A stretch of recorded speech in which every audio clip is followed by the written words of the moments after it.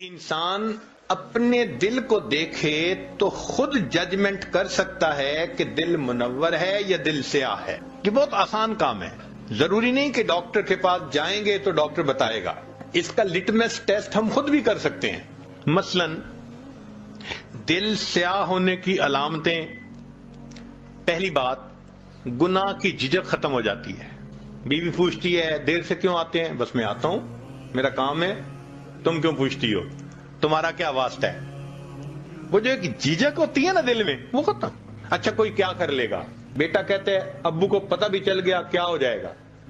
یہ جو جھجک کا ختم ہو جانا ہے، یہ پہلی نشانی ہوتی ہے دل کے سیاہ ہونے کی. اچھا کوئی میرا کیا بگاڑ لے گا؟ پہلے سکرین پہ کوئی ایسی شکل دیکھنے کے ڈرتا تھا، اور اب فیس بک کے اوپر تعلقات بنائے ہوئے ہیں اور ڈر بھی نہیں ہے کسی کا، اکاؤنٹ بھی کھولا ہوا ہے.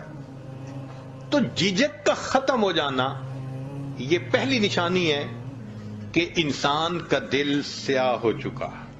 دوسری بات، نیکی کا بوجھل محسوس ہونا.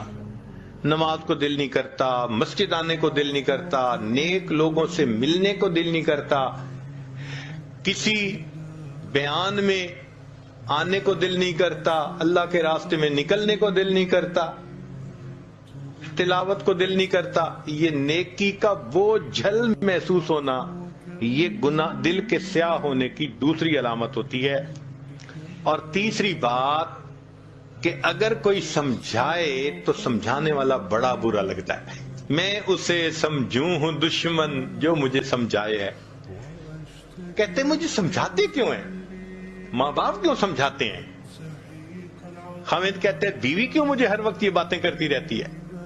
بیوی کہتی ہے خامد مجھے کیوں سمجھاتا ہے؟ بھئی جو سمجھا رہا ہے وہ تو خیر خواہ ہے، مگر دل جب سیاہ ہوتا ہے تو خیر خواہ بدخواہ نظر آ رہا ہوتا ہے. تو یہ تین علامات ہیں دل کے سیاہ ہونے کی، اور تین ہی علامات ہیں دل کے منور ہونے کی.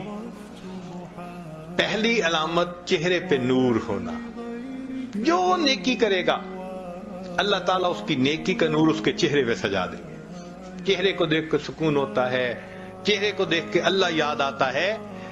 یہ اللہ والوں کے چہرے اس بات کی علامت ہوتے ہیں. فرمایا میرے بندے جتنا چاہے چھپ کر میری عبادت کر، میں تیری عبادت کے نور کو تیرے چہرے پہ سجا دوں گا.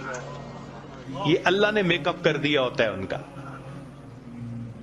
آپ کبھی کمپیئر کریں نا اللہ والوں کے چہروں کو اور دوسری طرف جو سٹار کہلاتے ہیں، ادھر ادھر سکرینوں پہ تماشے کرتے ہیں، ناچتے پھرتے ہیں، ان کے چہرے پہ دیکھیں کہ کتنی ظلمت ہوتی ہے، اور ان اللہ والوں کے چہروں کے سکون کو بھی ذرا دیکھا کریں. فرق واضح نظر آتا ہے. چہرے پہ نور ہونا، اور دوسری بات ان کے دل میں سرور ہوتا ہے. جو حالات بھی ہوں، پریشانی کے ہیں، مشکل کے ہیں، دل پرسکون ہوتا ہے، دل میں سرور ہوتا ہے. جائیے کس واسطے اے درد میں خانے کے بیچ، جائیے کس واسطے اے درد میں خانے کے بیچ، کچھ عجب مستی ہے اپنے دل کے پیمانے کے بیچ. دل میں ایک مستی ہوتی ہے، دل میں ایک لذت ہوتی ہے، سکون ہوتا ہے دل میں. تو چہرے پہ نور ہونا، دل میں سرور ہونا، اور تیسری بات کاموں میں اللہ کی مدد ہونا. جو کام کرنا ہوتا ہے اللہ کڑیاں جوڑتے ہیں، خود بخود قدرت کی طرف سے سبب بنتے چلے جاتے ہیں. اللہ تعالیٰ ان کو دنیا کے معاملات میں الجھنے نہیں دیتے، ان کے کام سنوار دیتے ہیں، نکال دیتے ہیں.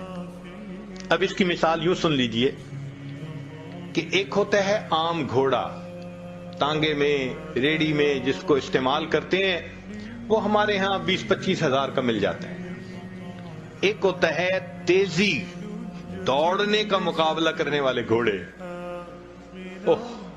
کروڑوں میں، 2 کروڑ اور 4 کروڑ اور 12 کروڑ ان کی قیمتیں ہوتی ہیں.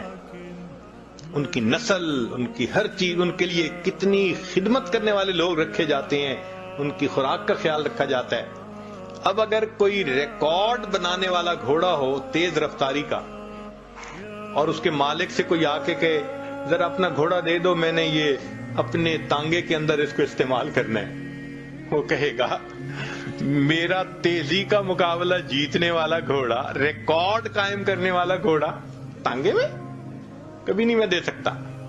جس طرح اللہ تعالیٰ تیزی کا مقابلہ جیتنے والے گھوڑے کو دنیا کا مالک گدے گاڑی میں باندھنا پسند نہیں کرتا، اللہ تعالیٰ بھی دین کا کام کرنے والے اپنے بندوں کو دنیا کی گدے گاڑی میں باندھنا پسند ہی نہیں فرماتا۔ پھر کوئی دنیا کے معاملات ہوتے ہیں، اللہ سمیٹ دیتے ہیں، اللہ سمیٹ دیتے ہیں، یہ تو میرا بھاگنے والا گھوڑا ہے، یہ تو میرا دین کا کام کرنے والا، یہ تو نیکی عبادت کرنے والا میرا بندہ ہے، کیوں اس کو میں دنیا کے معاملات میں الجھاؤں؟ تو اللہ تعالیٰ اس کو محفوظ فرما لے۔